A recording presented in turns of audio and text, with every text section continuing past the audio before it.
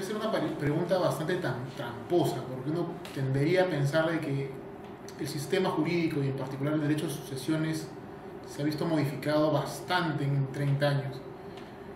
Curiosamente la realidad es muy distinta. Quisiera tratar de responder esta pregunta dando un paso antes de una respuesta directa.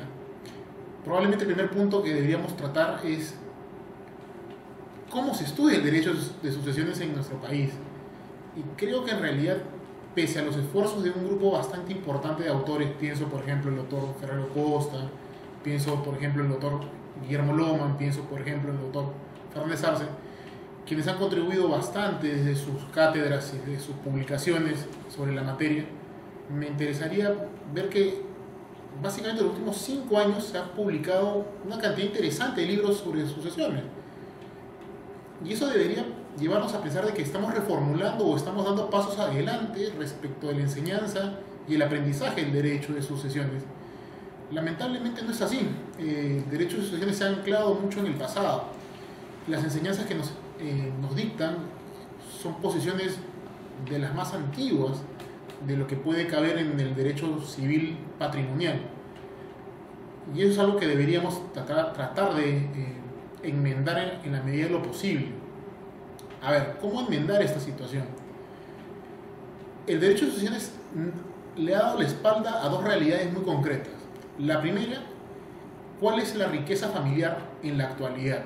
Antes se pensaba que la riqueza familiar básicamente eran los factores inmuebles, entonces evidentemente el sistema de transmisión de la propiedad giraba básicamente en función a eso y tratar de garantizar justamente la transferencia de estos tipos de bienes. La realidad del día de hoy es totalmente diferente. La riqueza de la familia probablemente se encuentre más ligada hoy a paquetes accionarios respecto de una o más empresas. Ojo, no estoy diciendo de grandes empresas, estoy pensando en empresas básicamente de carácter familiar. Y hoy tendríamos que estar preocupados por cómo protegemos la transferencia de esos bienes. Porque evidentemente, a diferencia de la transferencia de un inmueble que puede ser liquidado en cualquier instante, la transferencia de acciones sobre una empresa familiar tiene connotaciones muy distintas, porque me tengo que preocupar por garantizar la permanencia de la empresa. Si es que aplicamos las reglas sucesorias tradicionales, probablemente pongamos en riesgo justamente el mantenimiento de una persona jurídica. Hay muchas historias a lo largo de los últimos siglos justamente de empresas familiares muy exitosas, pero que se fueron a la quiebra básicamente por la muerte del fundador o de la familia fundadora. La siguiente generación no pudo tomar la posta de manera eficiente y es allí donde deberíamos tratar de flexibilizar un poco más las reglas que rigen la sucesión. Si esto es preocupante respecto de aspectos de carácter patrimonial, ¿con cuánta mayor razón es preocupante los aspectos no patrimoniales?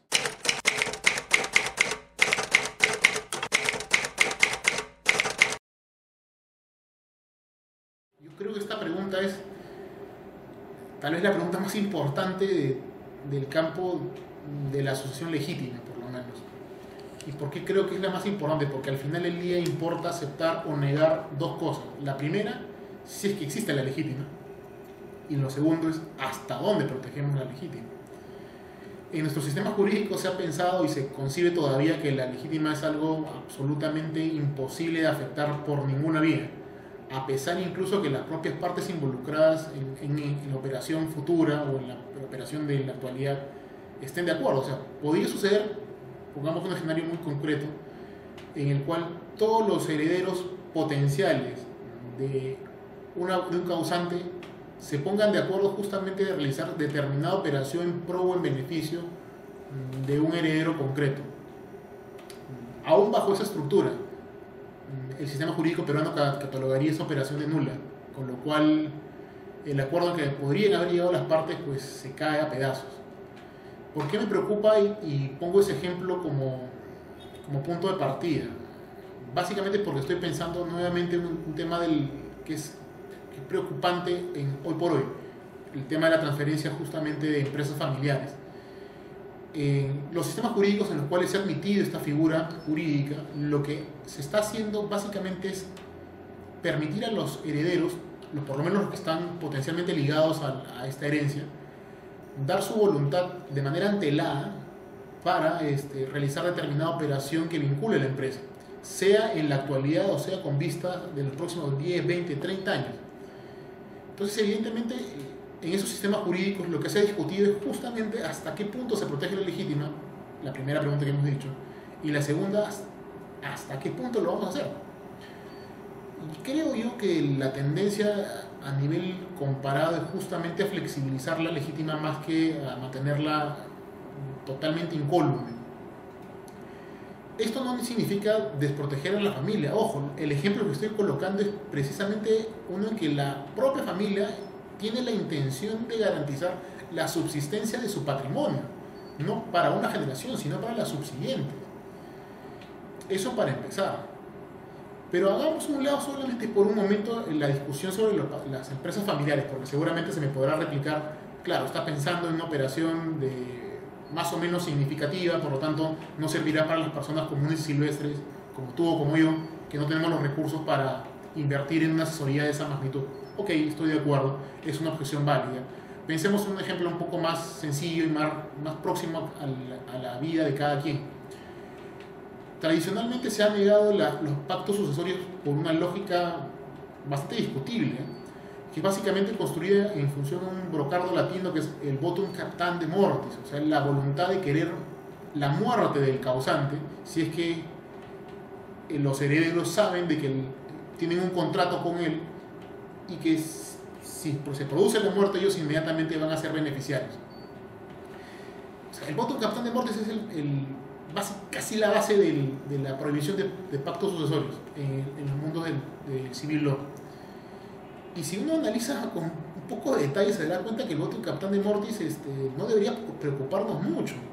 ¿Y por qué no debería preocuparnos? Básicamente porque ya tenemos las normas penales justamente que reprimen esta actividad.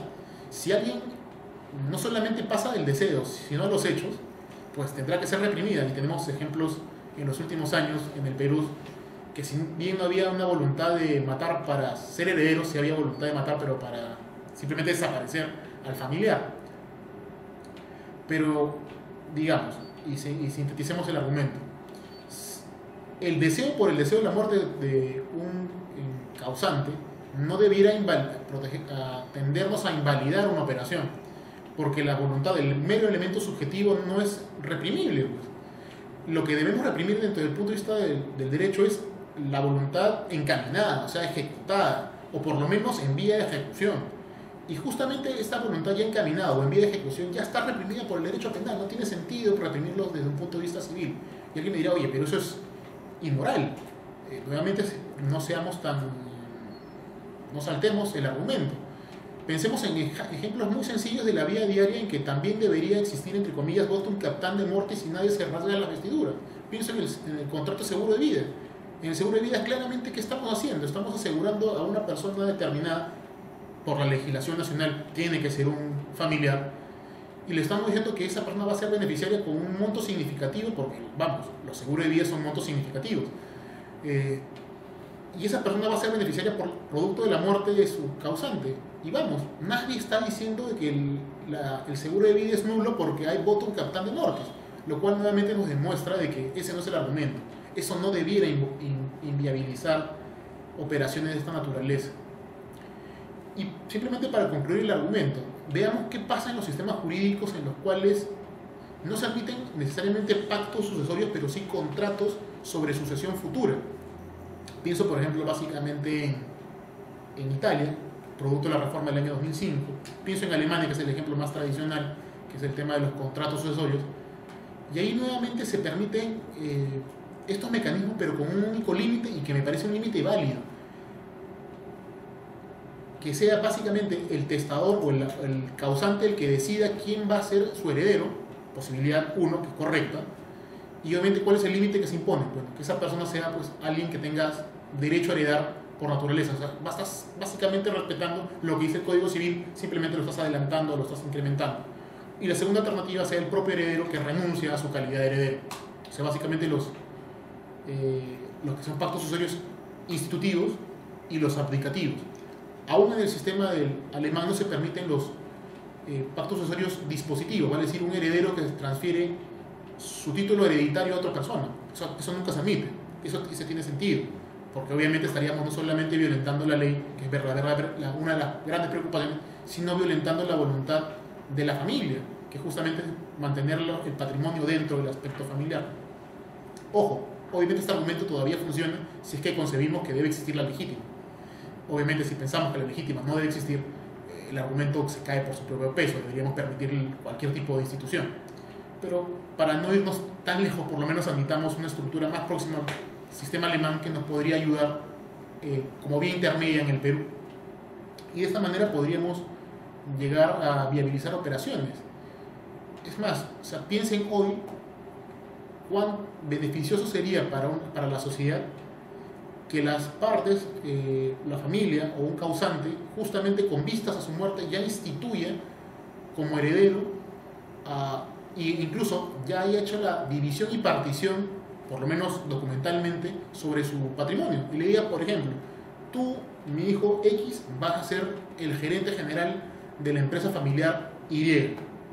Y de esa manera yo lo hago no porque simplemente quiera a mi hijo, sino por el mero hecho de que sé que esa persona administrará de mejor manera la empresa familiar por la cual toda la familia ha trabajado, en lugar de, por ejemplo, ponérselo pues a uno de los hijos que puede ser el más bueno de todos, pero lamentablemente no ha sido capacitado justamente para desempeñar ese cargo. Entonces, los pactos sucesorios, contrario a lo que se pueda pensar, sí ayudan a garantizar y a perennizar los intereses familiares.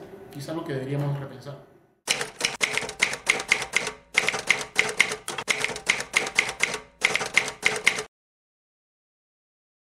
A ver, yo creo que esta es la pregunta más tramposa que podría hacerse alguien que ve temas sucesorios.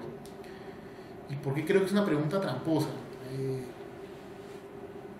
Básicamente porque el tema sucesorio no rige muchos de los postulados eficientistas que llevan al análisis económico del derecho. O sea, me explico de manera muy breve. Básicamente en la construcción del análisis económico el derecho no debe tender a dar soluciones que solucionen, vale la redundancia, problemas muy concretos, ¿no? Y que sean lo más eficientes posible.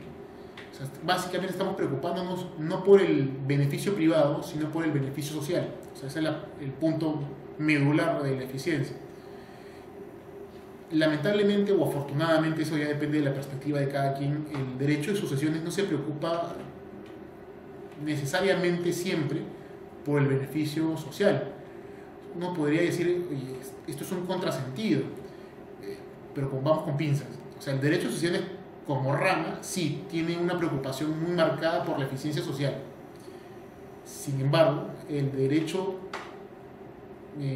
sucesorio ligado al testamento ya no tiene ese postulado.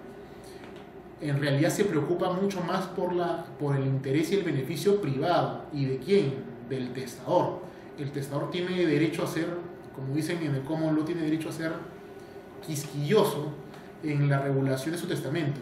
Puede incluso castigar a sus herederos en su testamento si es que así lo considera conveniente. O sea, la figura de la desheredación de la indignidad básicamente nos está diciendo: usted, testador, tiene la potestad de extraer a esta persona del derecho a heredarlo por la razón que usted más o menos pueda creer. Obviamente hay causales taxativas para el tema de la indignidad y la desheredación, pero vamos, hay aspectos que son bastante discutibles. Por ejemplo, el llevar una vida licenciosa es algo que básicamente lo determina el causante en función a su leal saber y entender. O sea, los cajones de sastre, incluso en ese tipo de figuras existen. Y seamos honestos, eso le da una carta blanca al testador para declarar indigno o para desheredar a prácticamente a cualquiera, si es que considera que no se acopla a lo que él considera que es lo justo, lo correcto, lo moral. Y algo que deberíamos tratar de, no digo de evitar, pero por lo menos de valorar. Pero sigamos analizando. O sea, en el tema de sucesiones, y vuelvo al tema testamentario, no nos preocupa tanto la eficiencia por lo menos de una manera explícita, y la preocupación y el sentido es bastante concreto. A diferencia de los contratos en los cuales hay una parte y una contraparte, y evidentemente hay confianza recíproca en el cumplimiento de los compromisos, en el testamento no existe. La voluntad es la única que existe, por algo es un negocio unilateral, es la del testador. Y para colmo de males, es un negocio no recepticio, con lo cual no hay la posibilidad real ni potencial de crear una expectativa jurídica en la contraparte. Vale decir, no hay posibilidad de suscitar confianza. Al no suscitar confianza, esa persona puede decir, oye, has afectado mi confianza, vale la redundancia, y por lo tanto necesito algún mecanismo de tutela. Aquí básicamente todo lo vamos a regir en atención a lo que cree el testador. Ojo, no digo que no tenga límites, claro que los tiene, pero son límites más ligados a los aspectos legales, explícitos por lo menos en el sistema jurídico, que a mecanismos o a razonamientos eficientistas. Digamos, sin ánimo de irme demasiado de la pregunta, pensemos en la discusión que tenemos los últimos años en el Perú y en particular en Lima con el tema del testamento de Ribagüero. El testamento de Ribagüero es una discusión enorme sobre cómo se interpreta el testamento de don José de la Ribagüero, y hay básicamente dos líneas interpretativas, no digo en el juicio, digo potencialmente argumentable. La primera, hay que proteger al quien se ha visto beneficiado de la atribución patrimonial del testamento, o protegemos la voluntad del testador que quiso instituir de tal o cual manera a esa persona. O sea, básicamente esa es la discusión, en términos muy generales. Aquellos que interpreten que hay que proteger al beneficiario, básicamente están incorporando un argumento de tutela en la confianza, básicamente están incorporando una tutela que es ajena justamente al testamento. Se están aplicando postulados y cánones interpretativos contractuales, cuando justamente esos no son los aplicables al testamento. En cambio, aquellos que aplican una interpretación, una preocupación más marcada por lo que quiso decir el testador, bueno, están aplicando correctamente los cánones interpretativos ligados al testamento. Ojo, no estoy diciendo que uno u otro tenga la razón sobre el fondo de la controversia, simplemente desde el punto de vista conceptual, quién se aproxima más a lo que es la doctrina y la teoría y la jurisprudencia sucesoria testamentaria. Básicamente, en todos los sistemas jurídicos la tendencia es a preocuparnos por proteger la voluntad del testador, no la voluntad o lo que quería o lo que esperaba el heredero. Lamentablemente no es así. Y aquí viene el cierre del argumento, o sea, el aspecto verdaderamente preocupante. Entonces, ¿cómo reconstruimos la voluntad testamentaria? Y nuevamente aquí no nos ayuda mucho el análisis económico del derecho, porque trata de utilizar cánones objetivos o estándares. Y justamente lo que rigen el aspecto testamentario son los aspectos subjetivos, no estándares. Hay que tratar de identificar la voluntad concreta del testador, que es lo que ese sujeto concreto pensó en ese momento.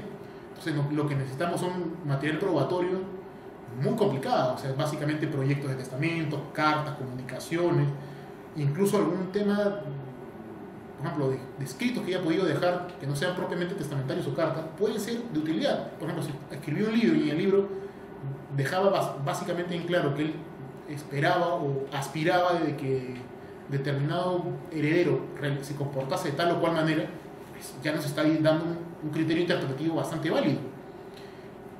Y probablemente lo que acabo de decir, aunque sea muy evidente para las personas que no son abogados, no es muy claro para los abogados.